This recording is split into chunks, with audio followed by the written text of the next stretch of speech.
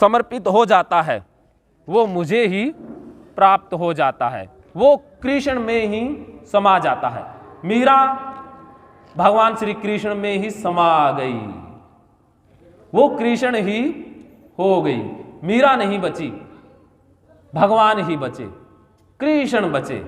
तो वही बुद्धि भी गई।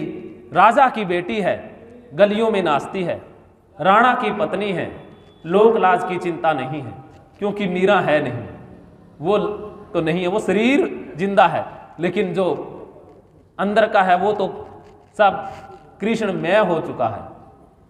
ये वो अवस्था है। हे अर्जुन, जो भक्त मुझे जिस प्रकार भजते हैं मैं भी उनको उसी प्रकार भजता हूं, क्योंकि सभी मनुष्य सब प्रकार से मेरे मार्ग का ही अनुसरण करते हैं।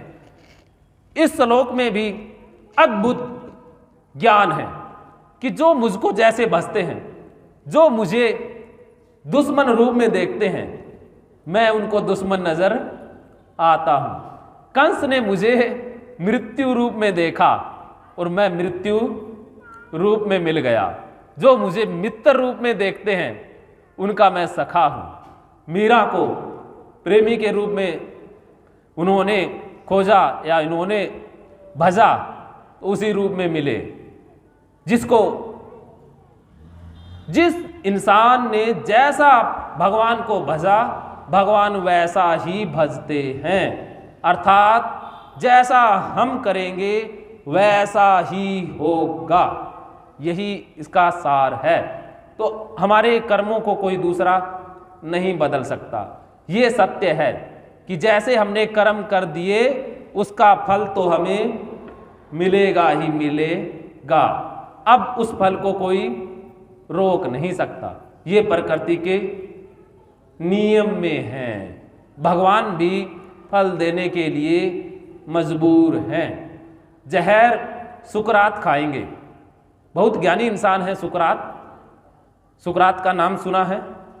जहर दिया जाता है, उनकी मृत्यु हो जाती है। जहर शरीर पर असर करेगा ही करेगा, वो जहर का गुण है। जहर अपना गुण धर्म नहीं बदल सकता। ऐसा ही हमारा शरीर का गुण धर्म है कि जहर आएगा तो ये कार्य करना बंद कर ही कर देगा। तो जिस रूप में हम भगवान को देखेंगे उसी रूप में भगवान हमें प्राप्त हो ही जाएंगे। एक और बात, बहुत खूबसूरत बात,